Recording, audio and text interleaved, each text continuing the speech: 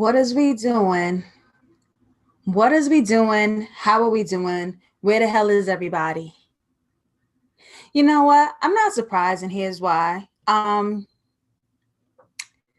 His house wasn't widely known, like it's not on some network cable show.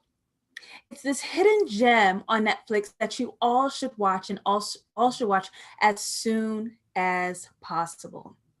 That's what I am going to say.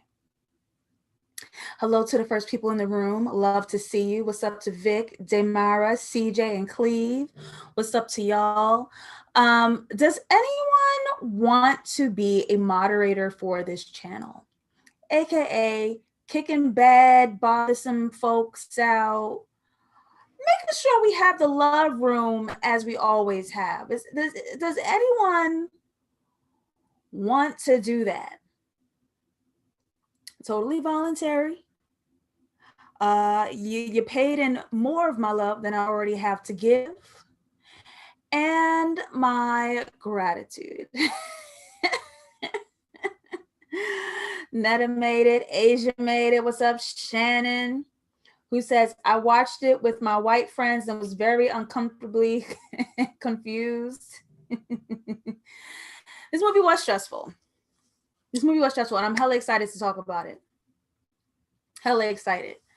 Shout out to my patrons. What's up, Khaled? We in here. What's up, Nicole? Shout out to my patrons who got to enjoy the Lovecraft Country season finale dissection. They will also have exclusive access to the Last Black Man in San Francisco dissection coming this Sunday. I will not put that dissection on this channel. It would only be on patreon.com starting at the $5 tier to access it. I have incredible other gifts at different tiers. If you guys want to talk with me on video, then you guys can get the dissection VIP access ticket, which is fire. Had a good time with Lovecraft Country season finale dissection with my other patrons on screen, sharing their opinions and dissections as well. We have the $25 tier. I have to show y'all the tote that comes in the mail. When you guys sign up for the $25 tier, you guys get a JustLatasha exclusive tote that is not available in the YouTube merchandise section. And my daddy got the tote. It looks good. I also made some exclusive designs for Patreon's new loyalty program. When you guys sign up for the year, you guys get 4 exclusive gifts throughout the year. Fire. I made an exclusive dissection design. The shows that we spoke about, Insecure, Lovecraft Country, I May Destroy You, this fire dissection design. That's a $35 tier. When you guys sign up for that throughout the year, you guys get exclusive JustLatasha dissection gifts. Which I'm so I literally sent a letter to Patreon. I was like, I need my own samples. Like quickly, please. They're fire. And then after that, we get into some more gifts. I do screenwriting feedback. I did change the price of the tier because I do put so much love, care, respect into your work. I spend a lot of time per script. I think we get defensive as screenwriters when people go into our work and give us reviews and feedback because it feels like you did something wrong. You didn't do anything wrong. What I'm going to do is help you become a stronger writer. Fix your plot, fix the believability, fix the dialogue, make sure your structure is in act, make sure it follows the acts that you set it out to follow. Clean act breaks. It takes a lot of time and curation. So the price is different, but it's very, very, very worth it. Become a patron today. So many good things over on that side. Is we ready? I do see some more people in the room. I'm so happy to have you. Welcome. Raise your hand if you saw this movie. Raise your hand if you watched His House. Because I was on Twitter. Shout out to Kyle A.B., who is also a screenwriter, filmmaker. His Twitter threads are fire. He finds these brilliant themes in these movies. And I mean, he starts from old movies, foreign movies, current movies. He do all of them. So he actually did a thread about this movie. And I was like, I have to watch it right now. It stars our girl from Lovecraft Country, Wunmi Mosaku. Stop playing, okay? If you're not doing so by now, follow me on social media before we jump right in. JustLatasha404 on Twitter, JustLatasha on Instagram. Good things are going. Okay? Good things are going. All right, some of y'all did see the movie. Some of y'all are just here hanging out. Khaled's note about this film: even if you remove the supernatural elements, this movie was truly a horror movie of the worst kind. The horror of being a refugee is real and haunting. Medina B says, I watched the film with my Sudanese refugees' parents and it was intense. Woo! Woo! Okay, so some of y'all saw it. That's cool. Does anyone want to be a moderator for this channel? Please do not feel forced. But I'm just asking. Because over time, the moderators that were assigned don't be here. So, all right, it looks like we're ready. Let's do it. Let's do it. I do want a disclaimer. Y'all ain't getting no more looks for the season. This is it. We locked down. Wintertime, daylight saving, summer, the fall solstice, or whatever the fuck is over. Okay? Let's do it. Let's do His House by writer-director Remi Weekes, that stars the girl that we love, Wunmi Mosaku, and forgive my Yankee American tongue for possibly butchering this name, Ṣọpẹ Dìrísù. I hope I did that right. I hope I said that right. And both of these actors star as Bol and Rial, a married couple from Sudan seeking asylum in the UK. And this is a very, very true, like, from history, from current history story, right? More than 1 million people have fled their homes in South Sudan since fighting broke out in December between the government and rebel forces. This was a 6-year war, a 6-year civil war. And all these people had to leave and flee the country for safety. So this is a story that fictionalizes a couple's experience with that, right?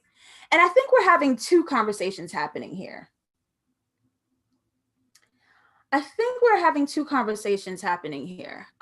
literal conversation where a married couple is fleeing from their home in Africa and assimilating to life in the UK, and the larger conversation where it's Black people versus white supremacy.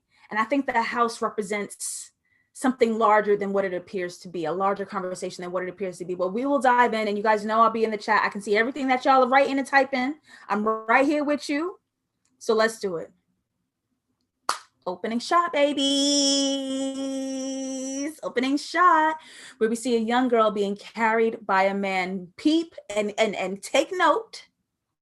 We cannot see his face. If you guys have been avid watchers of my dissections, you guys know what this means. If you can't see a character's face, if they're hiding a piece of their face, that means they're hiding a piece of their truth and their identity. We can't see his face at all. We don't know who this man is, right? And conjunctly, I like that word, Tosh. And conjunctly. All right, I'm already over myself. We can only see half of hers. So we don't know her full identity. And if she's being carried, it's possibly because it's not in her control. Well, we'll dive in, right? Let's meet our couple. We meet our family, Rial, the wife, and Bol, the husband. And they are often in this film shot in two separate frames. We are showing a disconnection in the relationship and a disconnection in the couple. Starting off disconnected as a married unit. How strange, right? And Rial is with the daughter Niagak, who are both against Bol, the husband, who's wearing what color now? Red. Who's wearing red? Which at first I thought it was danger. I was like, I don't trust him. I feel like he's the danger. But no, not exactly. He's wounded. And let's dive into what all that means. Bol wakes up in a refugee camp, suffering from a nightmare, haunted by the loss of the daughter at sea. being watched by his wife, of course, in a separate frame, looking down on him. Now, I really want to pay attention to this angle, because when we have this angle, it often means that someone's in power and someone's submissive, usually a play on power here. But this is not a conversation of power, I think. It might be, but I think this is not exactly leaning on who has the power and who doesn't, but more so where they are emotionally. We on the first watch are not clued into what that emotion is as the audience. But once you watch the movie and know what's happening, you come back, we know what this is emotionally. She's literally looking down on him. I don't approve. It's the way I look at my partners too. Look, because look, these niggas, okay, we don't have time. We don't have the time. Literally looking down on him. And as he's suffering this nightmare, remembering losing a daughter at sea, he lies and tells her, no, I'm dreaming of our wedding day. She's smart. She don't believe it. She don't believe it. Hi, Kenya. Welcome to the room.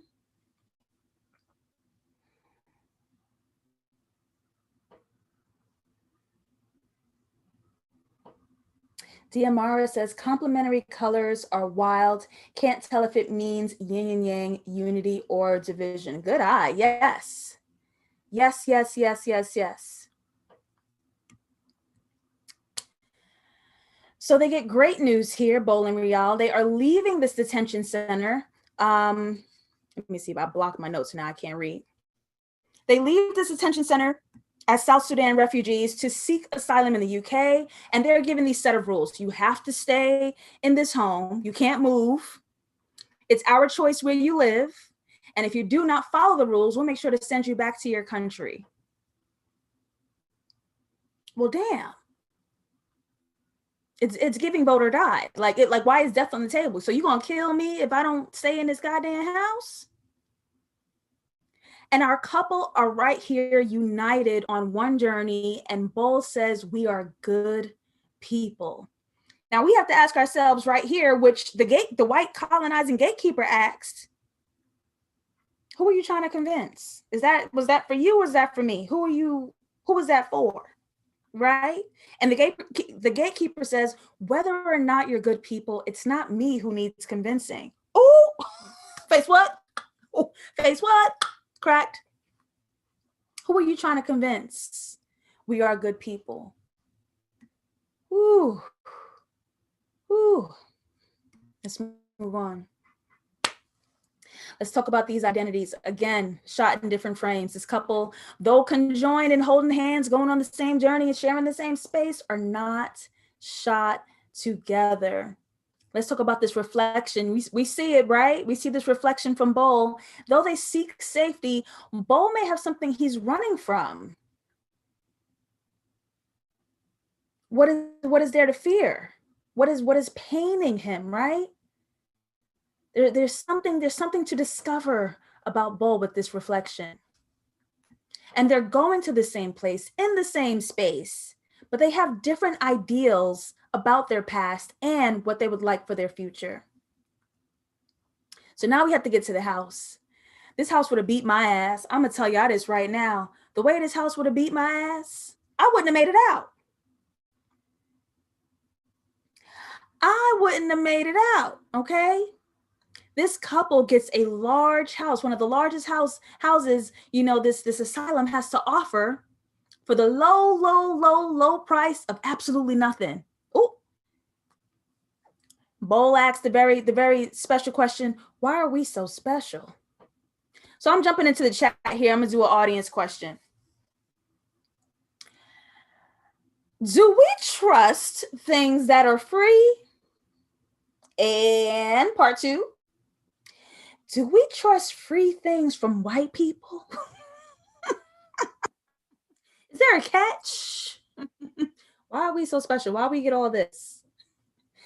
Do we trust that? Callie peeped the red door. CJ says, I thought, why is he giving we're one of the good ones energy? Medina said, I would have been back, girl.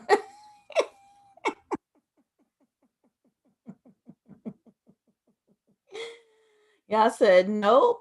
A free house, what's the catch? What is we doing? What you want from me? What do y'all want from me? I said, hell no. I'm in agreement. Absolutely not. Right? And I see y'all in the chat peeping this red door. It's giving danger. It's giving caution. It's giving we ain't supposed to be here. Right? How did the house is shit? It's got vermin and broken things. Right? And the gag is, this is where the colonizers get you. The gag is, this is the prize. This new life, this big home, doors falling off the hinges, rats in the pizza, walls falling down, broken lights. This is the prize. You guys win. Do we? And Bol is almost prideful. He does this glow in his eyes saying, we are not going back. He's taken this as a reward, this new life, this reward by white people.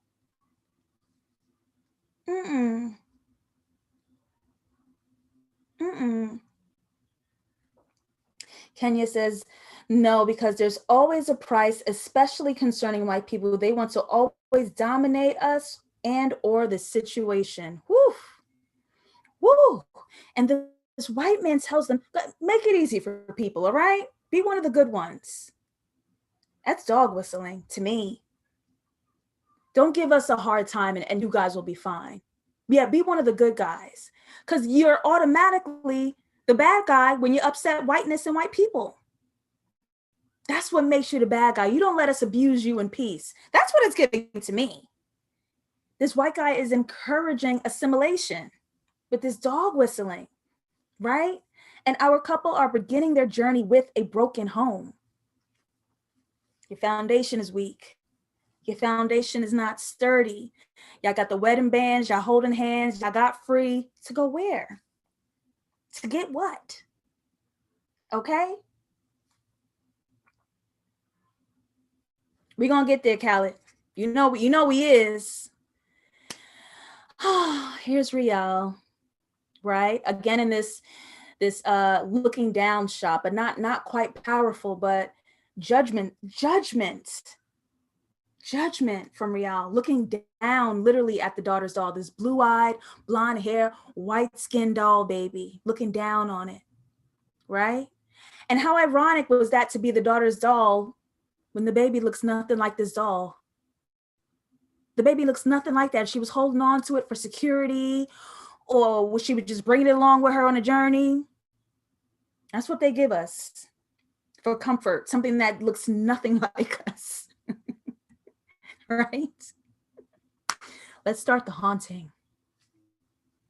Ooh, y'all don't know by now, horror is my favorite genre. Let's get haunted. When we see the corpse of the daughter and a crow fly from the walls and the broken holes in the house, right? A crow, a symbol of bad luck and death. And we have Bol sitting here, damn nail on the floor, checking these gaping voids in his house. To me, it's like he's starting with the subconscious. It's starting from the ground up where the problems are, starting from the ground up. I might just be adding that in there, but that's what it was giving me. It was like where his problems start is way down here, where he shoved all that trauma down.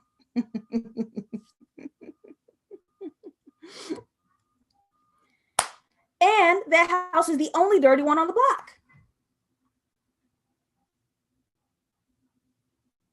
Nobody else's yard looks like this. Where are we supposed to be winning at? So what kind of conversation are we having when you give this Black family this big old prize and their house is the only one broken and dirty and disrespected, and you told us that this was the prize, were you supposed to want this? I will slap you in the teeth. Don't say that. I will slap you in the teeth. Okay? Let's start assimilating. But we're going to let Bol assimilate. I ain't assimilating none. We're going to let Bol assimilate. We have an assimilation problem. Did y'all think, I'm gonna jump in the chat real quick. Did y'all hear or notice that he was changing his accent sometimes? Like sometimes he wanted to sound a bit more, not like himself, but like the people who's giving him something. Was he changing a little bit? Did y'all notice that?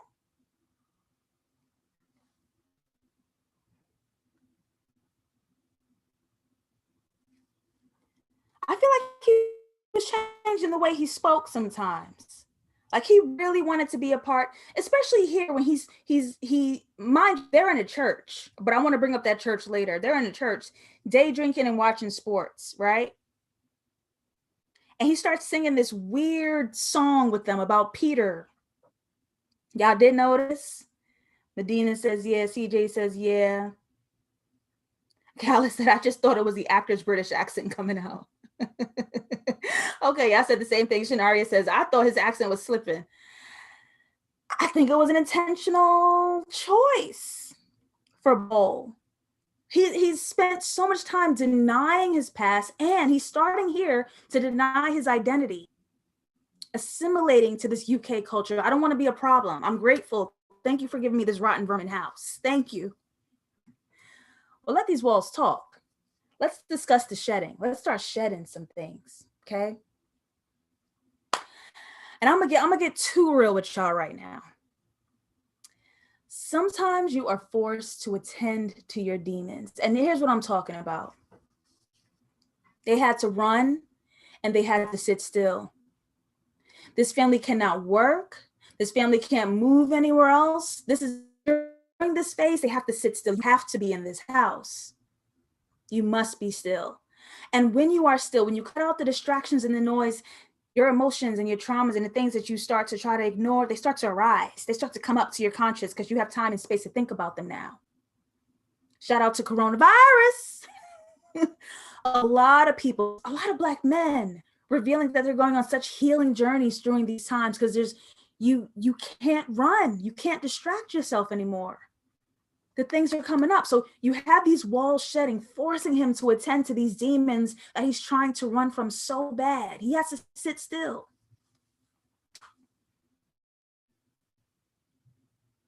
The house revealing himself to himself. Let me bring it back to Lovecraft Country. This is not a prison. Oh, y'all not ready for that. We're not going to do it. We're not going to do that. We're not going to do that. We're not going to do that.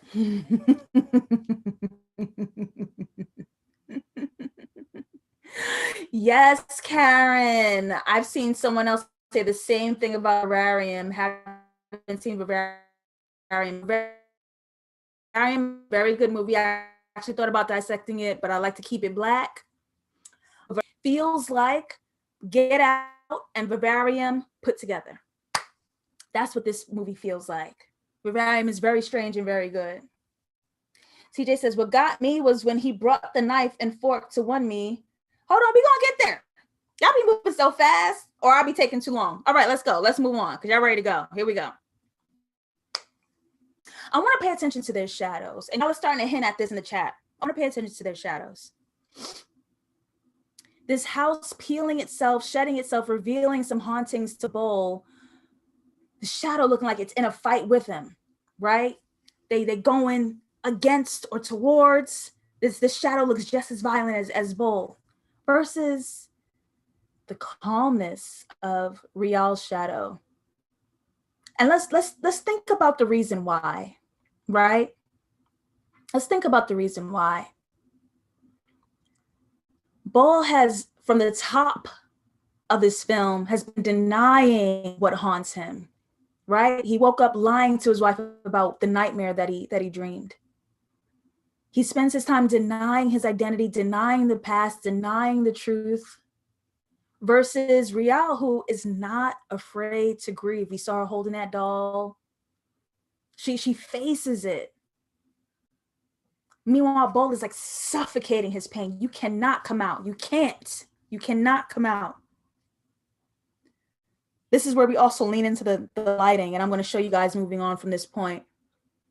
We lean into the lighting where Rial is always shot much lighter, daylight on Rial and darkness on Bol. And we're going to start to see that. Bol leaves home while Rial stays in the house during the daylight. And this is when she starts to see the haunting. She doesn't get it at night. He does. She gets the hauntings during the day and the day only. She sees the ghosts. She acknowledges them, and she acknowledges her grief. She never runs. She never gets startled. She sits with it. A lot of us like to run from them. We don't like them negative feelings. We don't like the darkness. We don't like the ghosts. And we start to run. She stays in it. That, y'all want to talk healing, but y'all don't want to talk about the ugly parts of it. It's the ugly parts of it. Right? She can look at these ghosts in the daytime because she allows them to exist. Brilliant. Let's get back to that door. Y'all notice that the door color changed? Did y'all notice that?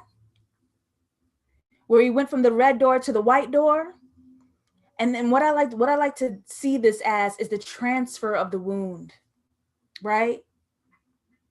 And here's why. Entering the home, little did he know, but entering the home would be Bol's haunting, right? But why does the wound transfer? Because leaving the home is Rial's haunting. Him trying to assimilate, him trying to be a part of the UK, him trying to deny himself and those traumas from the past, that's all inside the house. Inside the house makes him face that, right? And Rial is comfortable with the ghost. This is where she grieves. This is where she knows herself. She doesn't know this country, this town. She has no idea what's going on. This is her, being outside is her wound. Being outside is what haunts her. This is not home, and she hates this. Transfer of the wound. Nicole says, I noticed the door changed and I was wondering why they painted it.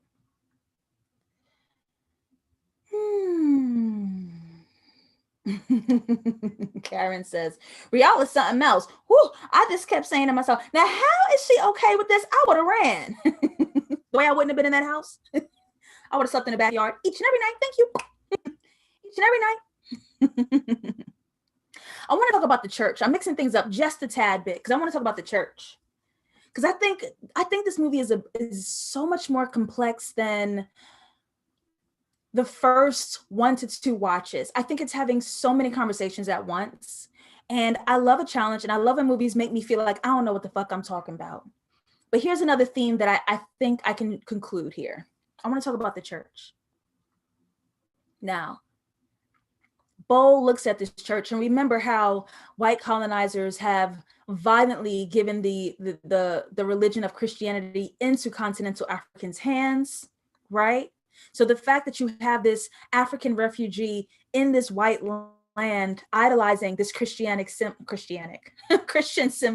Fuck it, I make up words. This Christianic symbol. And he idolizes it. He gazes at it, and then he goes inside to do anything but be Christian. Day drinking and watching sports, right? Singing a song about Peter, and not Peter of the Bible. Versus Rial, who cannot find Church Street. She can't find it.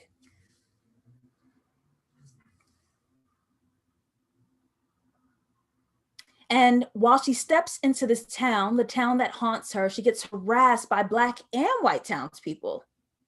They're both lost. Bol is thinking he found some, and Rial can't find it. Can't find it. They're both lost. What's that, Bex? Okay, here's another thing that I think I'm concluding as well. Strap in. Here we go. Rial goes to the doctor, and she starts confessing to this white doctor the honesty of her past, and her truths, and what the markings on her body mean. She tells everything while getting her blood drawn, right? And she explains in this confession that back in her country, two tribes are at civil war. And to save herself, in order to survive, she carved both of their symbols with a knife in her own arm. So she could belong to both. In order to survive, I could not claim a tribe. I could not claim a home. She belongs to no one. That's how she lived. I'm going to put a pin in it. We'll be right back. Let's put a pin in it. We'll be right back. Okay, CJ, who said, wear the gloves.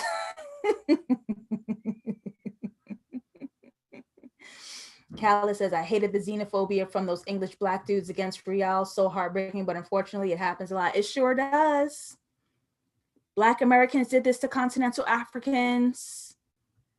Little London blokes, Black London blokes did this to Rial.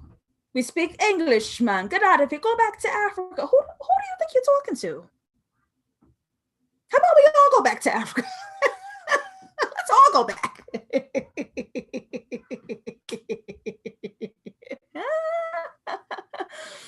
Y'all started talking about this in the chat. I see y'all. I believe Khaled and CJ brought up the conversation about this dinner scene here. Let's look at what is going on. We are having a disconnect. We are having a disconnect.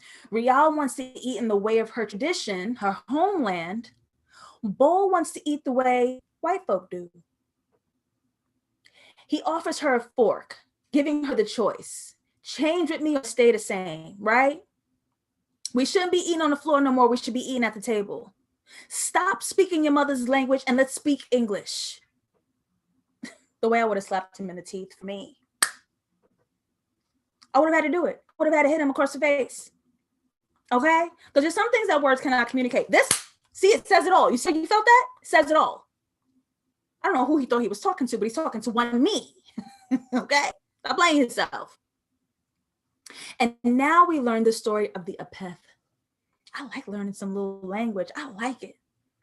Rial shares the story of the Apeth, aka the Night Witch, where a poor and honorable man, your man, wants a home of his own so badly that he steals from the night man. And the hauntings will follow by the Apeth until he consumes the man. And she believes that this is the witch that has followed them from the ocean and lives in the walls of their home, right? And the witch in this home, the Apeth, told Rial something, and it was very simple. If you leave and repay your debts, I will lead you back to Niagak. Bol said, I don't hear nothing. He didn't hear nothing. That didn't happen. You must be tired. You see, niggas? Black women tried to tell you. Hashtag Black women tried to tell you. We try to put y'all on this stuff all the time. We try to put you on to life. What do y'all do? What do y'all do? Khaled says, there was a shot prior to the dinner scene where we see Rial sit on the floor, but the view is from the other room. To me, it made the room house feel very small and how Rial is made to feel small. Yes, and I also felt like the house was watching them. We are constantly being made to watch from the home's POV, watching them. We're always in a different room. Supposed to feel like something other is with them, right? Very like stalker shots. Yes. Yes.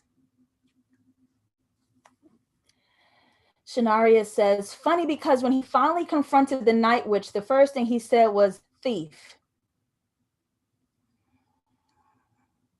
Good eye, because I missed that shit. Yes. Good eye. Good eye.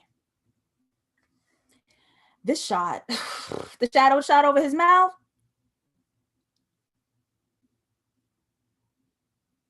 I have assured myself it was a dream. But now that I look into your eyes, you're a liar. Come on, acting! Mouth covered, using lighting to shadow his mouth because he is a liar. You deny our language, you deny the truth, you deny my story. You don't get to speak. You don't get to speak. Yes. We have another haunting. Bol versus the ghost of the daughter. So I want to jump into the chat here. Bol can only see these ghosts when the lights are completely out. Why do we think that is? What do you guys think is the conversation with the theme of the broken lights and the broken light switches and the ripped wires and turning off the lights? He can only see these ghosts when the lights are made to be totally out. Why do we think that is?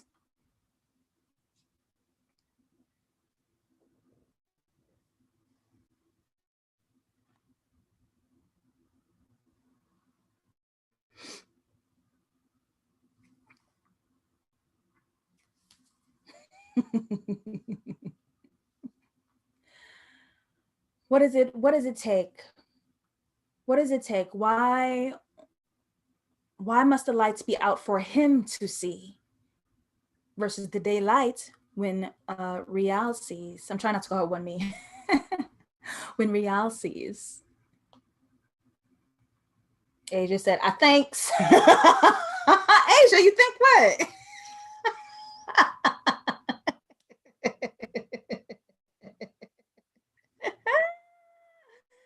CJ says maybe because he refuses to be truthful and refuses to shed a light on the truth. CJ, yes. He needs to be in the dark to see. He needs to be in the dark to see. Callus says he tries to keep his demons and his past mistakes in the dark. Shoving them way down deep, stuffing them way down deep, huh? Shanaria says broken lights usually mean a loss or letting go or loss of control. Shanaria, you put me onto some info tonight. Asia says, I think it forces to reveal the darkness within him. You good, Asia. Kenya says, he's denying truth. We often see truth as light for him. These truths are his imperial darkness, and he has to be isolated to see these ghosts, which are his truths. Zing, zing, zing, zing. Yes, y'all. Yes. Yes. And we're gonna let's force him. This home is literally forcing him to see, right? Turn off everything. Come into the dark, come into your darkness. Well, we have this other brilliant shot. Having dinner with Rial with the fork at the table, speaking English the way he requested, and it seamlessly, this director, seamlessly during dinner shoves him back into this haunted realm. And he's not in reality anymore. It happens seamlessly. Anybody else mouth? I was watching this movie. I said, wow, brilliant shot. Haunted by the ghost. Now, one of these ghosts, y'all, is white.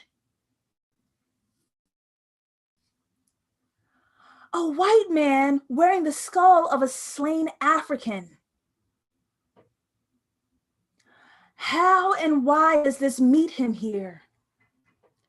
How and why does this meet him here? This a white man. He looks like Bol. He looks like Bol.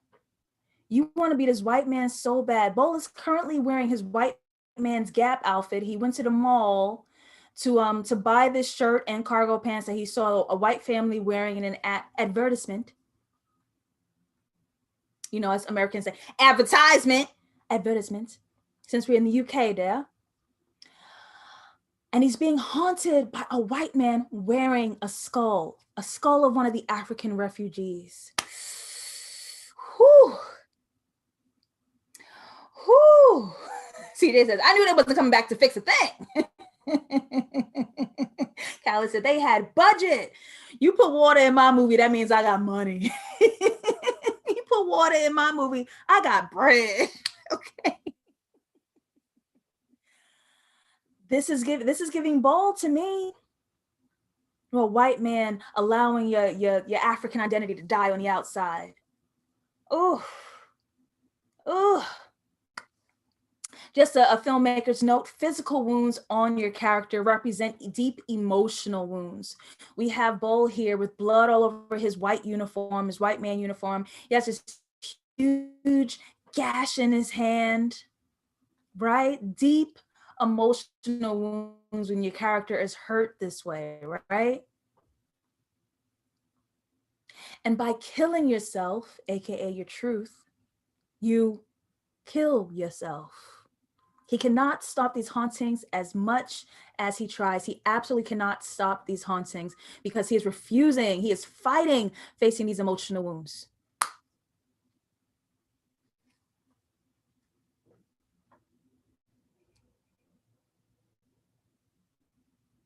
Oh, the mask we have to wear as Black people to appease whiteness. His hand is cut, he's got blood all over his clothes. And what does he do when he sees this white man?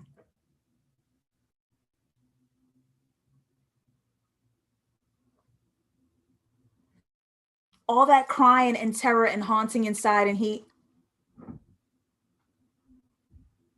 that's what he has for this white man. Ooh. We have a crux. We are at a crux. It got very Peelian for a second. It went very Jordan Peele in a few moments of this for a second. In complete emotional turmoil and exhaustion, he still attempts to appease whiteness, fighting for his own safety, begging for access to safety and life. This house is killing me. This is the Black lesson. This is the Black lesson, right? The same way as this housekeeper in Get Out did. Black on the inside crying, appeasing whiteness on the outside smiling. That mask, that Black mask we all wear to assimilate, in order for survival and to be safe. That's leaning into this movie's theme. Big conversation. Big conversation. And the gag is, if you don't appease the little bit, the crumbs that white people give you, they'll threaten you and you'll have worse. Go ahead, what's wrong with the house? You can go back if you want to. If you don't like this house, we can go back if you want to. You okay? Go ahead, say something. You good? And Bol is sitting here, do the smile, trying to prove how bad this situation is to this white person, only to be gaslit by everybody in the office. Your house is bigger than mine. His house is bigger than mine. What is he mad about? I saw y'all saying it in the chat earlier. What's he mad about? His house is bigger than mine. What are you mad about? Where your chop boat? Right? This white delusion of affirmative action giving Black people more when we're fucking Black. The fuck? Okay, you gave us a bigger house. You gave us a footstool so we can take advantage of something, but at what cost? At what value? When it's filled with vermin and brokenness. That's what you gave us. Like Rial said, and you thank them. Looking down on him, you thank them. Kind of man you are. Woo! Woo! Khaled says those striped lines behind him, the dual identity, the man he is portraying himself to the white man, and the real reason he wants to leave the house. Yes, and the stripes on his shirt. And we're going to get into some more of that double reflection we saw in the beginning. There's going to be more themes to that as well, between Bol's fighting identity, who he's pretending to be, who he's running from, right? And Khaled says, I think that white man might also be pressed because his banking job was outsourced abroad and Bol was a banker in South Sudan. Or they fighting for jobs. Trump's gonna give more jobs. We all unemployed, so, well, luckily not me, but yeah, I'm with you. Somebody said it earlier, and I agree with you. I am also jealous of how cool Rial is with the ghosts. She's chilling. She sits with them. She listens to them. They bring her gifts. They say thank you back. They brought her the doll back. They brought her necklace back. She sits with them. Let's have the larger conversation now. Let's have the larger conversation now.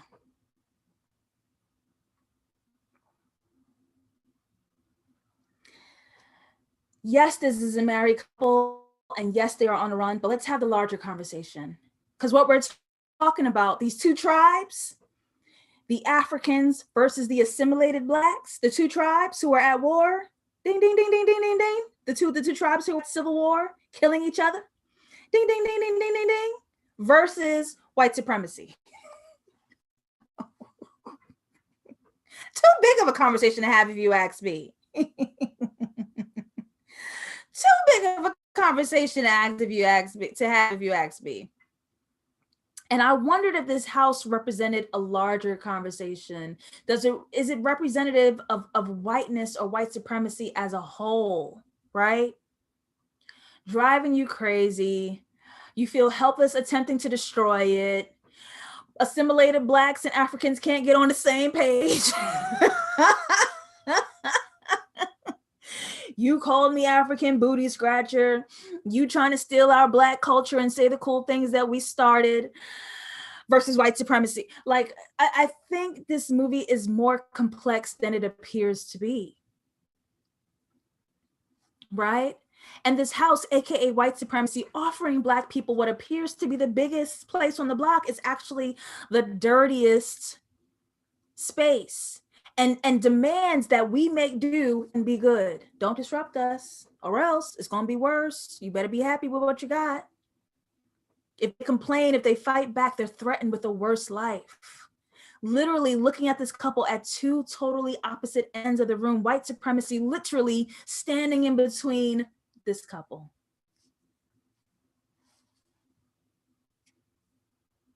Bol still performing niceness to these white people, even though what they've put him through is driving him insane.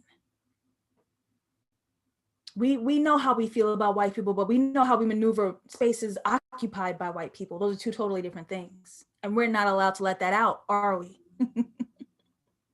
Versus Rial, hanging on to the truth of her identity and the truth of the witch in the home.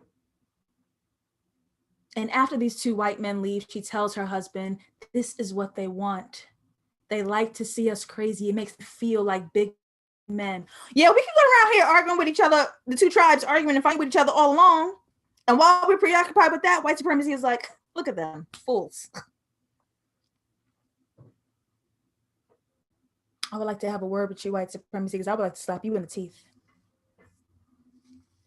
And we can ask ourselves with the loss of Niagak, how has assimilating failed the children? How have we let the children drown via assimilation? Not knowing themselves, not having access to love. Did Bol's assimilation and his desire to own a home and to do all of this, did he have a hand in failing the children? He set a trap. Bol tells Rial that she is sick and traps her in the home, and he gaslights her the way white people gaslight him. Uh-oh, Black man. Ooh, ooh. Ooh, ooh.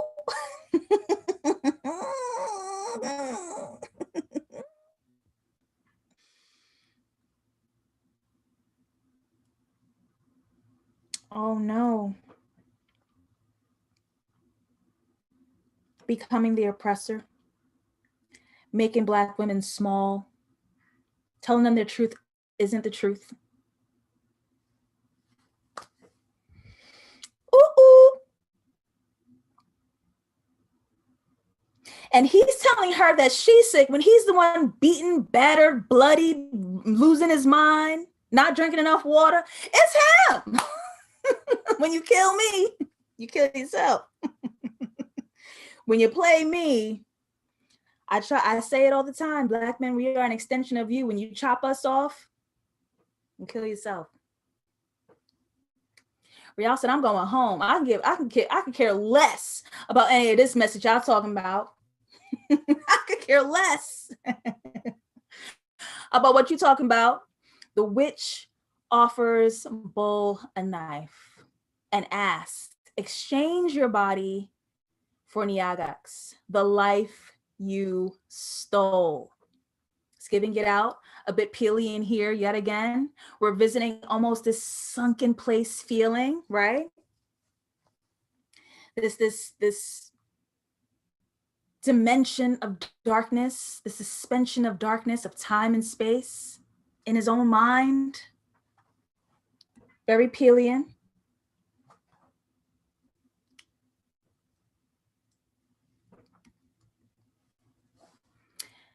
And Rial, while Bol is under this spell and she gets him back and traps him in a closet, she escapes and finds herself back home, back in her village.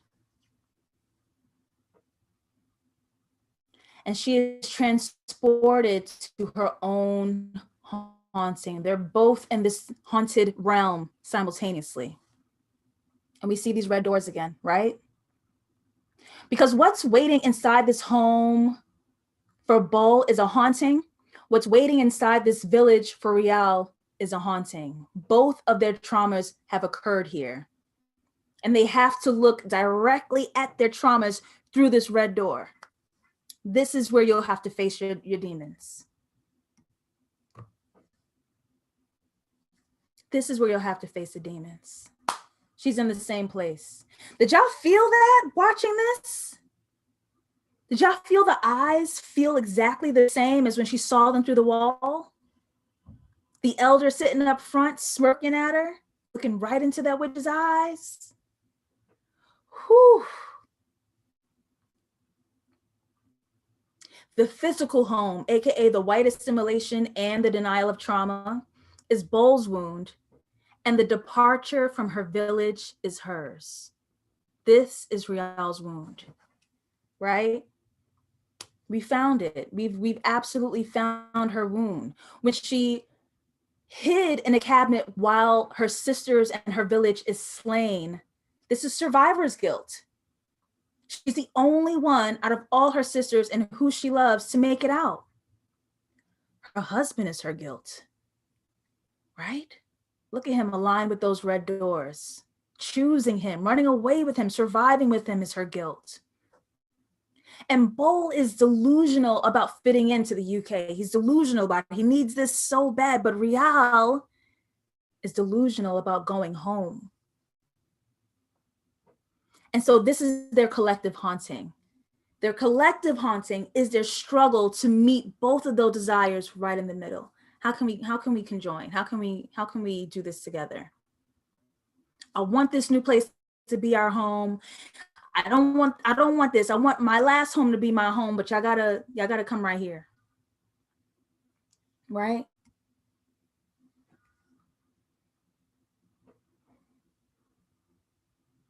Kenya says, let me see what y'all talking about. CJ says, why did she stand around and watch him lock her in? Kenya says, it could be how Black women often come as allies, even sometimes saviors to Black men. And although sometimes it's not reciprocated, we are in shock when Black men turn on us.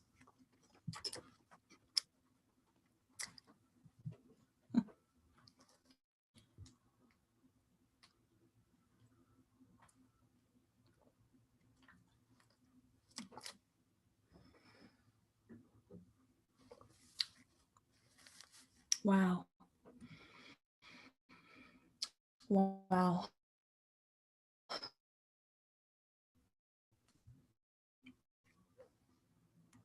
Wow. You could have tonight, you have it. And we see in Rial to escape. Now, Rial isn't for it, but she don't do nothing to stop it. And this is what encourages her and motivates her to see what we saw at the top of the movie, where she swears to protect the stolen daughter. But we understand that Nyagak died in the sea. So you're guilty for your man stealing his daughter so you guys can access life and freedom. But then you failed Nyagak by not protecting her as you promised. Look at all the guilt. Look at all the guilt. Because you ain't say nothing when he was doing it. Right? You was right there looking down on him. But you ain't say nothing when you took the ride, though. And she loses her daughter, her unborn daughter. And we understand the big twist of the film is that Nyagak was never her real daughter. And the witch asked something of Rial right here, right now, to deliver Bol's body in order to get her daughter back. You want her back? Give me him. My man would have died in an hour. I'm sorry. This is like that Twitter conversation when people are like, oh, if your house was on fire, what would you save? The kids or the husband? Baby, this is worse than a fire. This is hell. The witch says she wants the man. Signed, sealed, delivered, he's yours.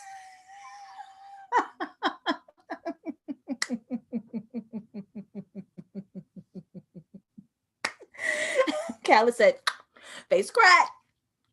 Signed, sealed, delivered, Bol's yours. Dun, dun, dun. Would y'all have killed y'all man? Let me jump to the chat. Would y'all have killed y'all man?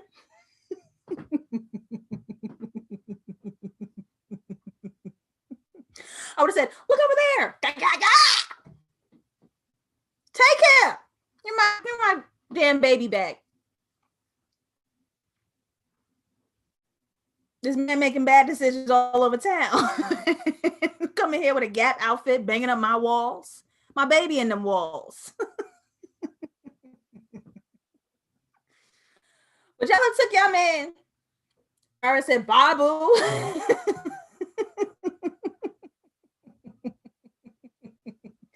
He said, it will always be the kids. Goddamn, who picking the husband? Y'all keeping your ghost daughter too? I'm keeping my ghost baby.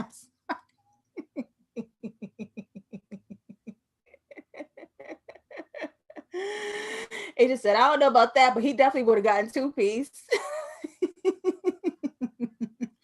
Kala says, I don't trust the Apeth, to be honest. Making deals with the devil ain't never worked. Nyagak would have came back as a zombie or something. I would have had a zombie baby. I know I stand zombies. Now, look, I want to bring it back to earlier. Because the story really ties up its themes right here. At the doctor, let's remember that the story at the top, at the middle, where at the doctor, Rial said 2 tribes in her country were killing each other. And she used a knife to mark her arm of the 2 tribes because she didn't belong to either and didn't have a home. We have replaced the 2 tribes with what's happening right here in this house. These are the 2 tribes, Rial versus Bol. These are the 2 tribes at a civil war. And now you have to use the knife. You don't get to not choose now. Now you have to make a choice, Rial. You have to choose a home. You're going to choose the baby or you're going to choose your man. You have to pick one this time, right? So now I have a question. Did Rial already pay her price and make this exchange? Because I want to think through it.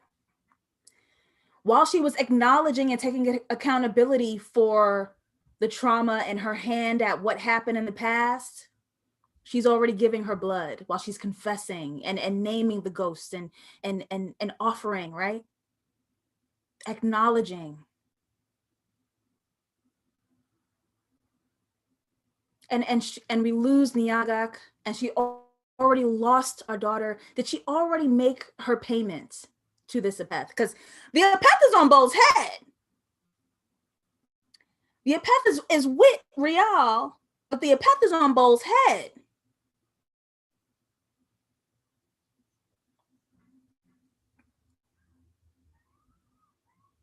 I wonder if she already made her sacrifice without even her knowing it.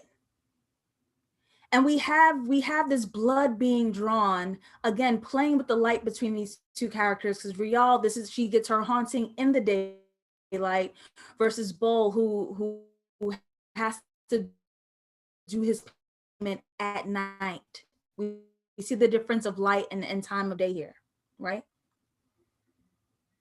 Rial doesn't have to make this decision. Rial doesn't have to make this decision. Bol offers himself.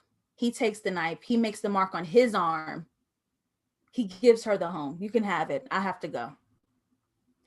Which brings me back to the conversation about the church, right? Because this is the story of Jesus in Christianity, offering his body to pay for the sins. The sacrifice, sacrificing himself to pay for the sins. If this is the cost to clean up this mess in this house, I'm gonna go.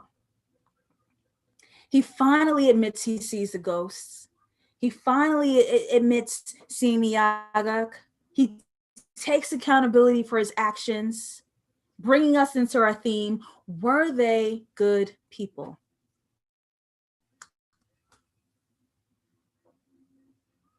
Were they good people? Who were they trying to convince this whole time? Who was it for? Were they good people? Remo says, Bol ain't shit. He deserved to die for all that evil ass shit. Was that me? Did I encourage y'all to say niggas ain't? Was that me?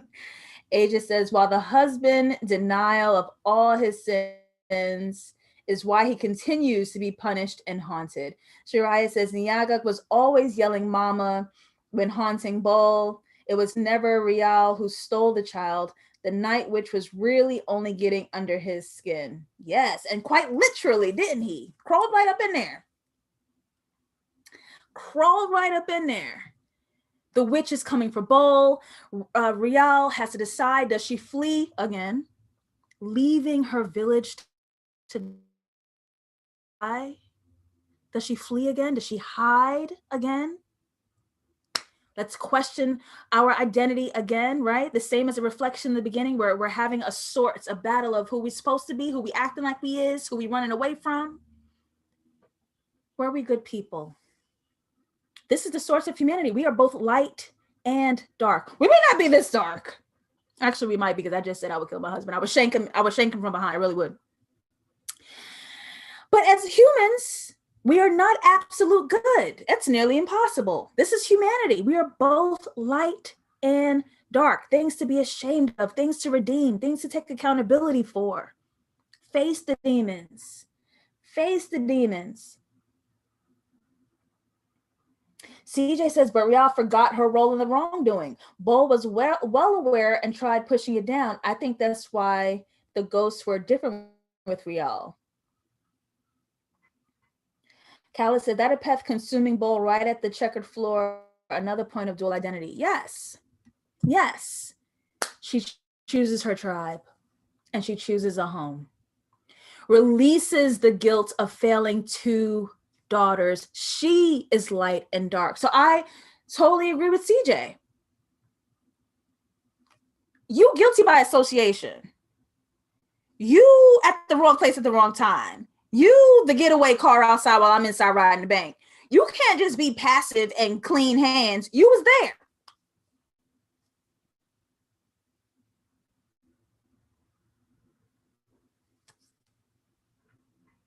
She tried to do right during the wrongs, but she was still wrong. Your tribe dying and you can't be blood and crip. It's essentially what Rial did. She claimed two colors. She said, "Oh, they killing everybody out here," and she put two tribes on her arm. That's some shady, weak shit, bro. Like that's some flaky. Like you can't be blood and crip. You gotta hold it down. Even if you're losing, you gotta stand 10 toes. Is what I hear the hood say. I wouldn't know. I'm a suburban black. I have no idea, but. That's what Nipsey said in his song. You gotta stay 10 toes. Hiding is a choice. So now, while she's been passive this entire time, she decides to do right by her house and home, her husband and home. And she gets active, choosing a tribe and making a choice to save.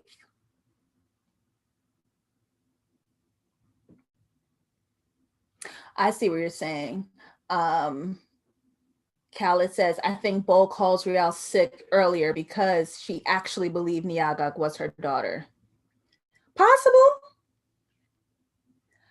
Possible. We are good people. Who did they have to convince? And their journey began in the dark, ending in the light, together, deciding how to decorate, deciding how to rebuild the home. And Bol says some of the most powerful words that let's apply it to ourselves, actually. Your ghosts follow you. They never leave. They live with you. It's when I let them in, I can start to face myself. All that running. Let them in. We are dark and light. Let them in. They're going to haunt you anyway. Might as well make friends.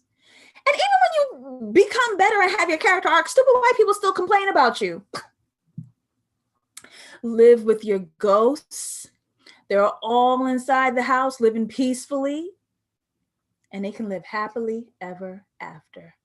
I want to thank y'all so much for being here on another dissection. I am JustLatasha. Please subscribe to this channel. Do not leave without liking this video and giving a thumbs up and subscribing to the channel. Follow me on all of my social media. I am JustLatasha on Instagram, JustLatasha404 on Twitter. I have so many new Patreon gifts and tiers. Please join some exclusive live shows happening bi-monthly over on patreon.com/JustLatasha.